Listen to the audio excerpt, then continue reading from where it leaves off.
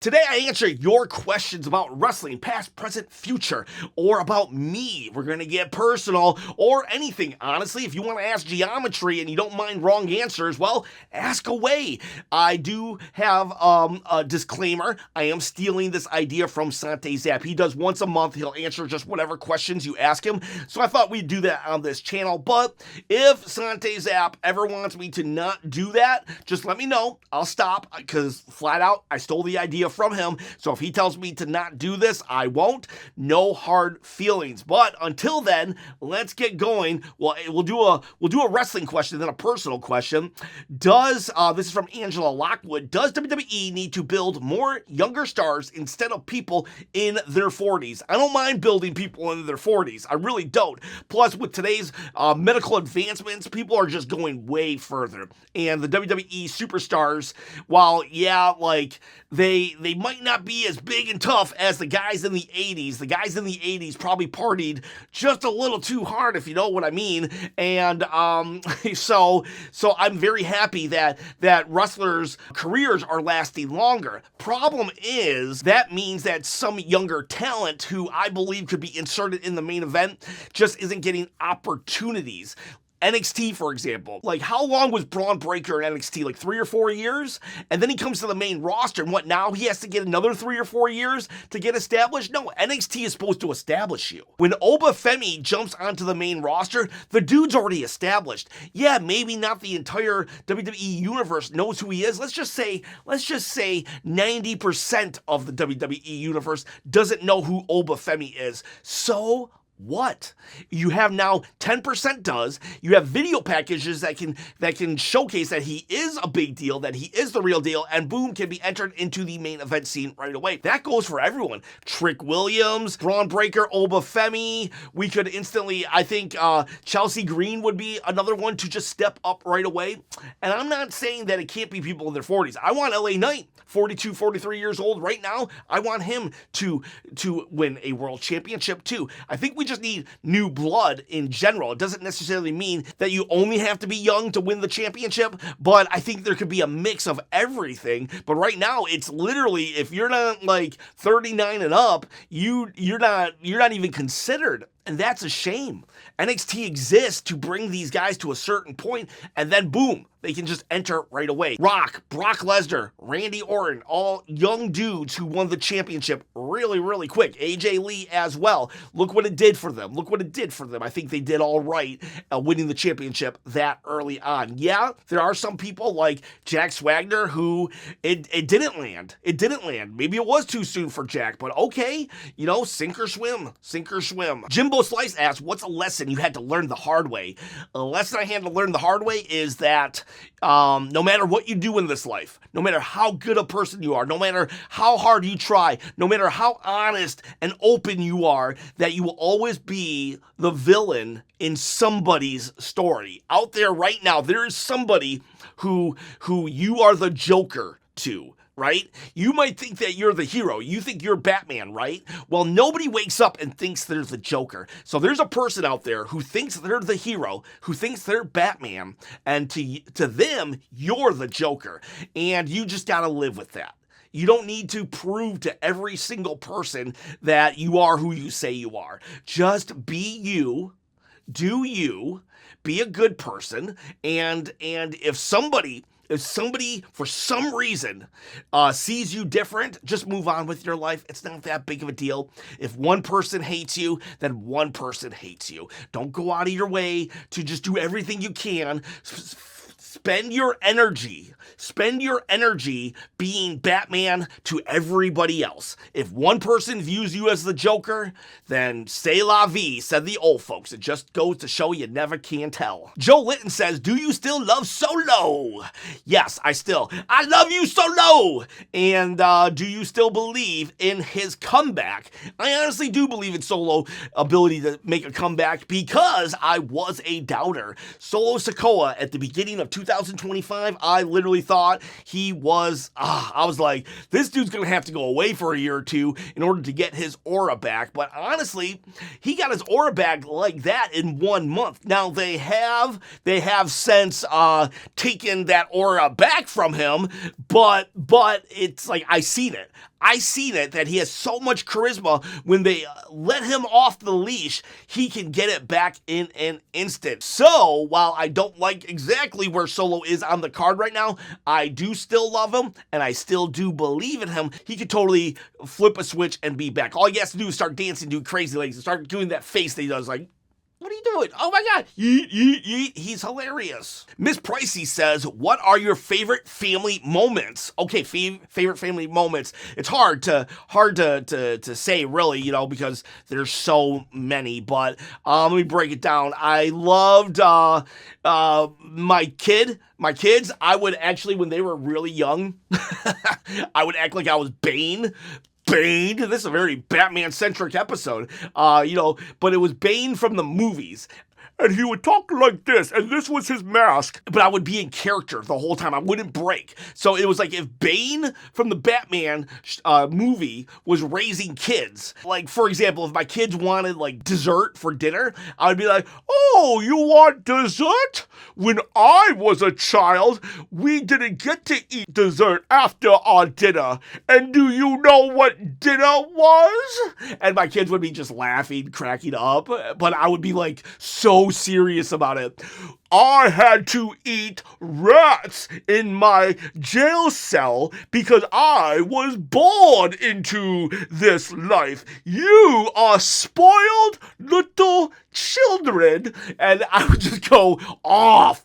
I would just go for a long time, and they'd just be cracking up. I loved being Bane. And then my kids would eventually try to be Bane too, and Abraham would just go like this for the face mask. I loved it. I would have all these characters that I was with my kids. We had Hollywood Bear, which was like this really little doll, and it was just this obnoxious bear who just was like, I'm here on vacation. This is just me slumming it with you poor people.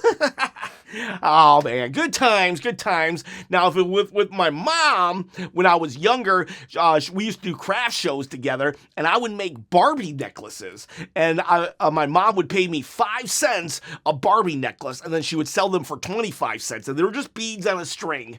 And so I would go do a lot of craft shows with her. And my dad, we would actually go to wrestling events. We'd go to wrestling events, and he would take me to Comic Book Wednesdays. I would go to the comic book store.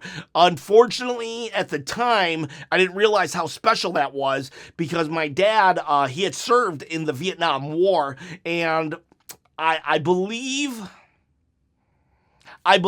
he had some issues connecting with people, and so we would go almost in silence, but now I realize that was the best my dad could do, and so now I cherish those moments way more than I did at the time. So I do regret not making more of an effort to. I don't know. I don't even know. I was a kid also, so it's just it's a retro favorite moment with my dad. So those are the ones that come to mind right now. But if you were to ask me this question again next month, if I do this again, I'll probably have different favorite family moments. Mr. Dark Gable says, should Vince McMahon buy AEW?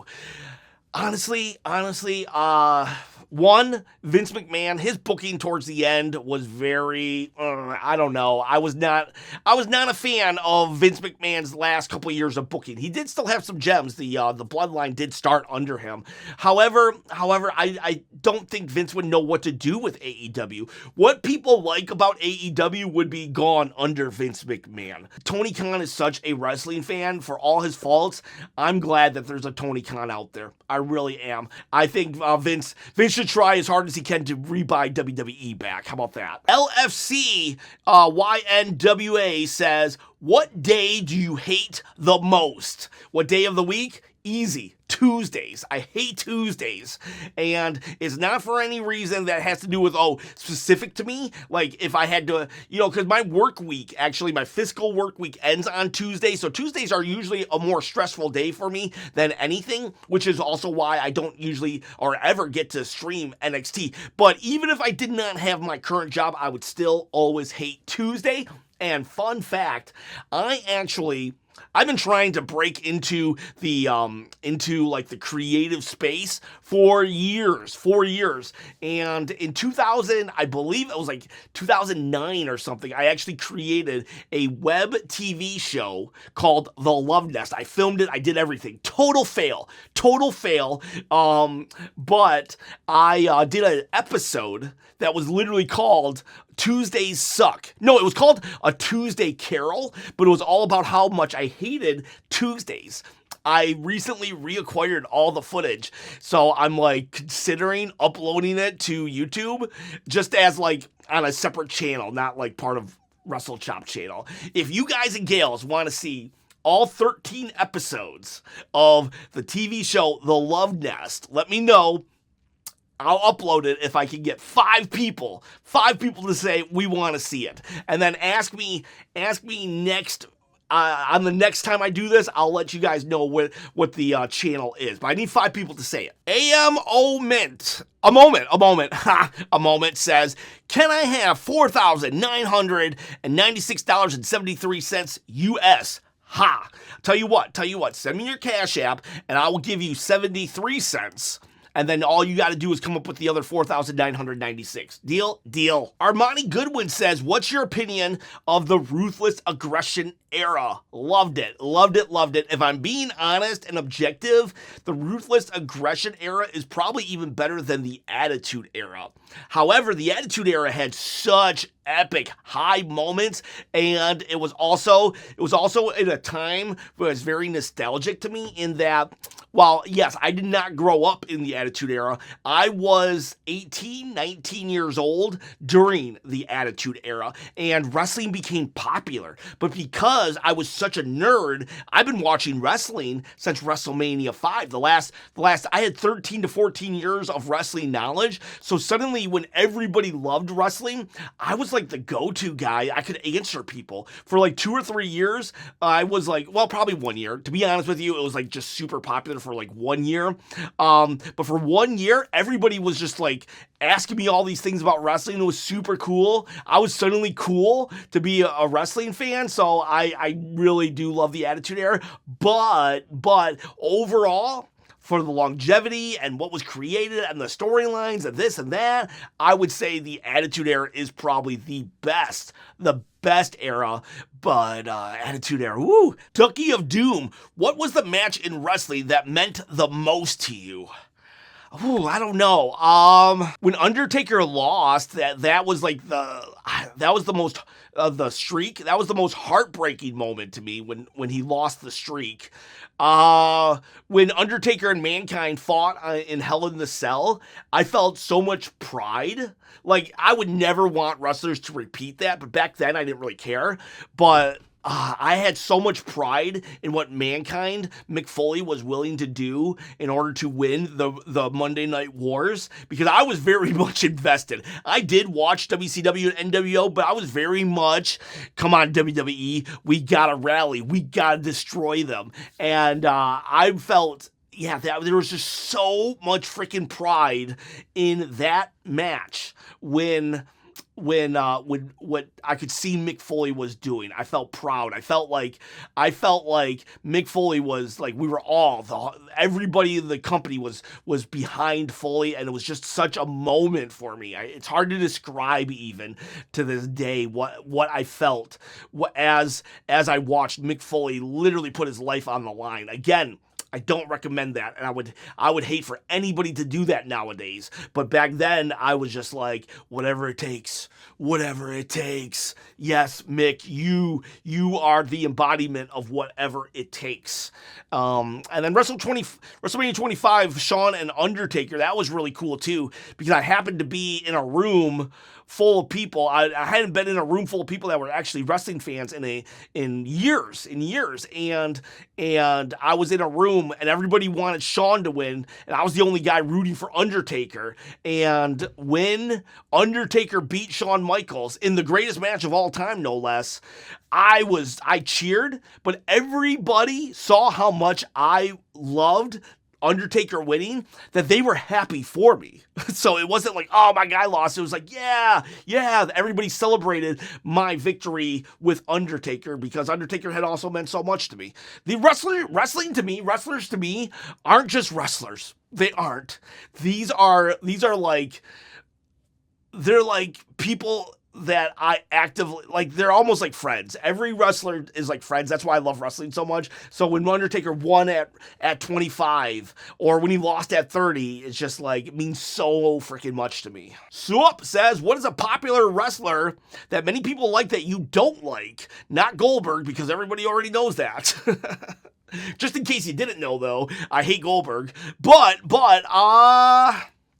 Okay, so I don't like Baron Corbin either, and he's great.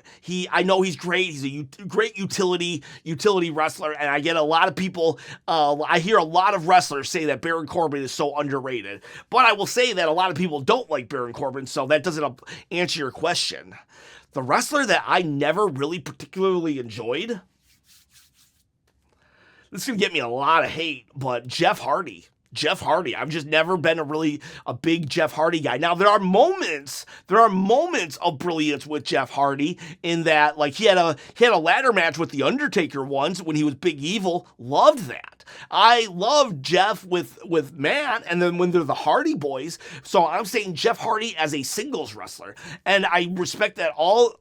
Everything, he puts his body on the line, all these things. I loved his feud with CM Punk. I really enjoyed his feud with CM Punk. But for the most part, I'm just like, I don't hate him. I don't hate Jeff Hardy. But as a single star, I never really got into him. So I don't know. I don't know what it was either. Just never did. Lindsay Duell says, how have you been? Is this Lindsay Duell from Grand Rapids area where I hired you for your first job? Where on my going away, you gave me magnets and I still have them on my refrigerator as we speak? Is this that Lindsay Duell? Well, I will tell you this. Even though I left under not the greatest circumstances, I'm doing just fine, and I made it out on the other end. Thank you very much, and I miss you. You are my favorite. Don't tell Mary or Josiah I said this, but you are my favorite person to open with. I hope you're doing well as well. It's good to hear from you, for real. Comic Head says, if I'm remembering right, you had a channel before this one that covered video games. That said, you are remembering right. It used to be called Move Over Kids. And I would start every episode with, Move Over Kids, today we're going to talk about, and the premise was this. I'm an older guy, right? So the premise was, Move Over Kids, the adult wants to play video games too. And so every episode I started with, Move Over Kids. But nobody caught that. So everybody just thought that I was just saying the name of my channel. Move Over Kids, that's the channel name. Now we're going to talk about a topic. That would almost be like me saying, WrestleChop, today we're going to answer questions. So it kind of became funny at a point, but I would always, Move Over Kids, today we're going to talk about.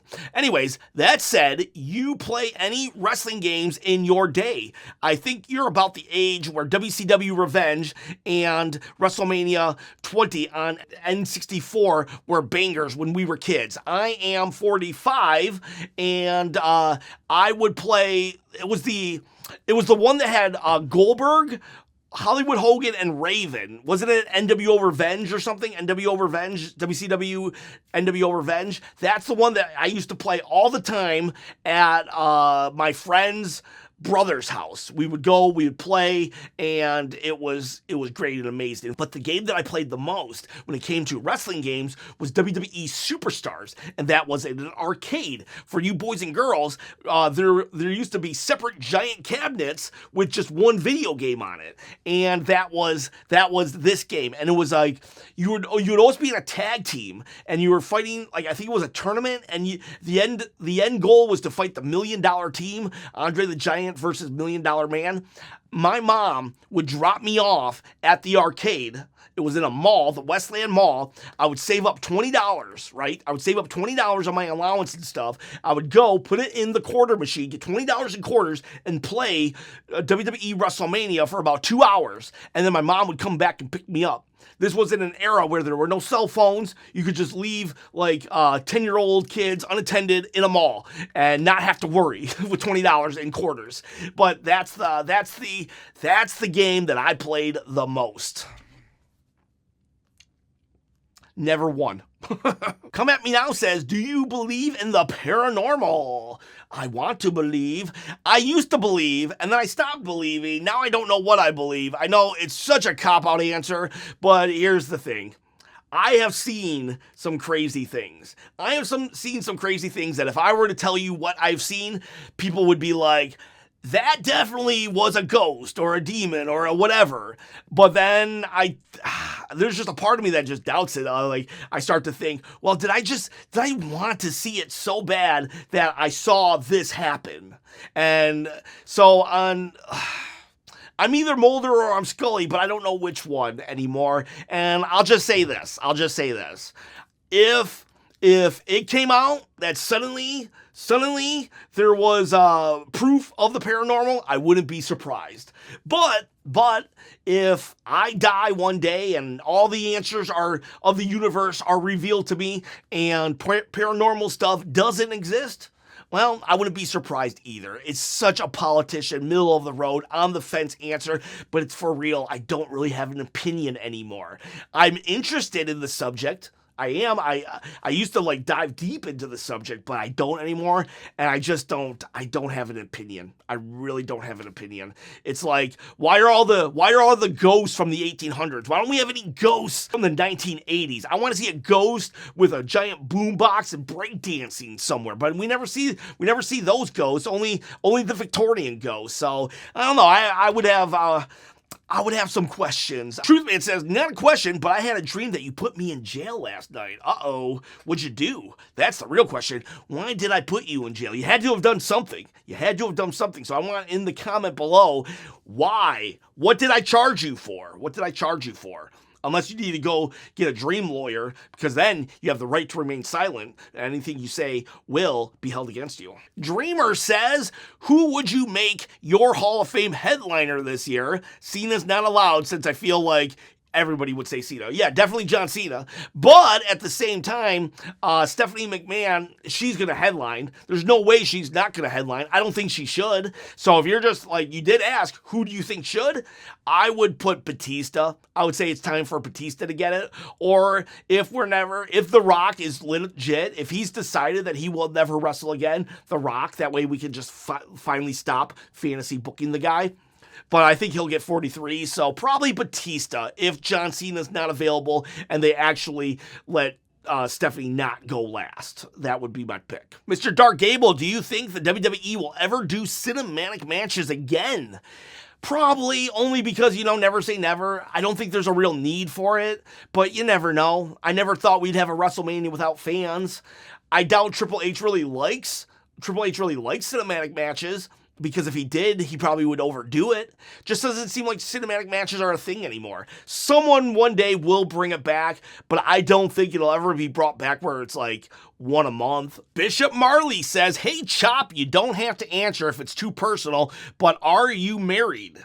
I was wondering because I never heard you mention your lady. I knew this question would eventually come up. I didn't know how I would answer it. So I am divorced. I am divorced about 5 years now. And there's two sides to every story. So there's no point in me telling you the story. Like I said, sometimes you're the Joker, sometimes you're the Batman. I will say this. I said this on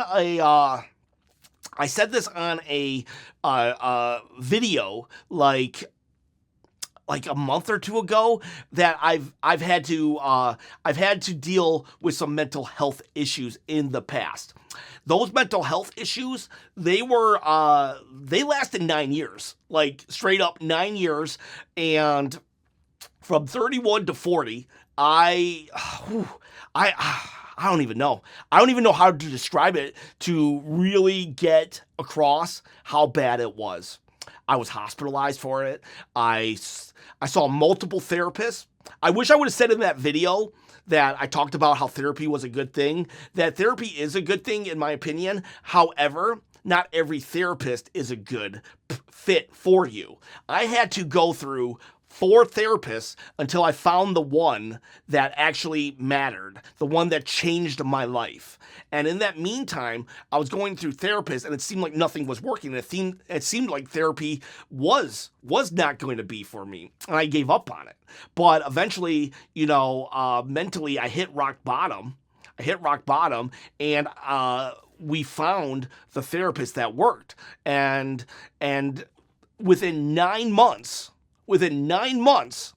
I was a normal human again. And it's like insane to me. Like not insane like I was insane, but insane in like how 9 months this happened. And I to this day I feel like I wasted 9 years of my life, and I don't even like to think about it, or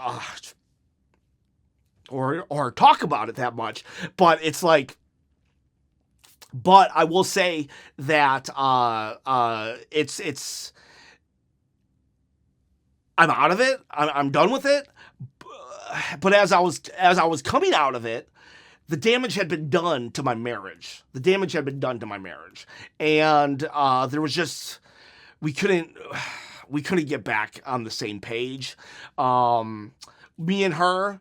I don't have anything ill to say about her. She's we talk about the kids. We even joke around when we see each other. I wish her the best in everything. But it was just like my mental health issues is what I blame. Now, again, there are 2 sides to every story. I don't know how she would tell the story, but that's how I tell it. That's just it. And I'm not looking for sympathy. Bishop Marley, don't feel bad for asking the question. I said ask anything. I'm an open book. Like my mental health years, I'm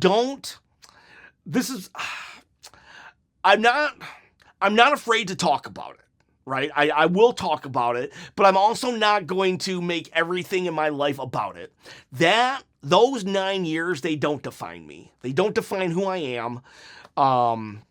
So I'll talk about it, but I'm not going to just be like, oh, hey, by the way, guys, I used to wash my hands with bleach. I'm just not going to do that. But if it comes up naturally, somehow, some way, I will. And that's why the only reason why I'm talking about it right now, but it has a lot to do with the divorce. Because I know that a lot of people might be surprised because like, oh, wow, Chop, you got divorced? Aren't you, I don't know, you might perceive me as a nice dude. But, it is what it is, unfortunately. It sucks. Like, I didn't enter into that marriage thinking, hopefully I get a divorce in 10 years, because the marriage lasted about 10 years. This is probably way deeper than any of you wanted, and I'm okay. Like, I swear to you, this is not a fake smile. This is I'm legit. I'm good. I'm single, ladies. I'm single, if anybody wants to comment your digits. Don't do that. Do not comment your digits. Just on Twitter, you can just so there you go. I am divorced, but we talk, we got kids, and the kids are happy. We do what we got to do to not just I don't know, like, we're not going to hang out and get a coffee together, but we joke around when we do see each other. And that's that. So there you go. Don't feel bad about that question. Awkward.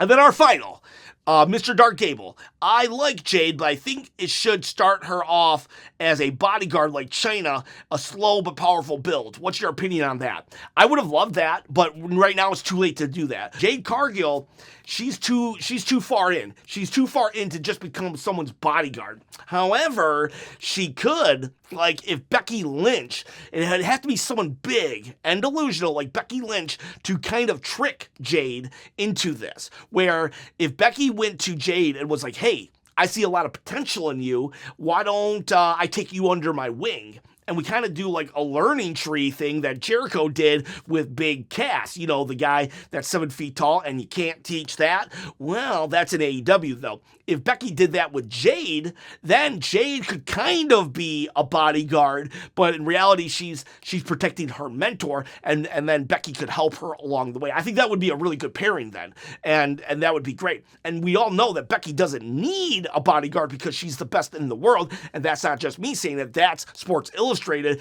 But because of her heel character, it would benefit her to have some muscle, and then Jade could be under the learning tree of Becky Lynch, and I think it would be win-win for everyone, and you'd get that. But Jade couldn't be that for everybody. Just a select few she could do it with, and Becky would be one of them. All right, boys. All right, girls. Thank you for the questions. This was actually fun. This was fun. If you want to see this again, let me know. As long as Sante's app says stop, doesn't say stop, I'll do this again next month maybe. All right. See ya. Bye.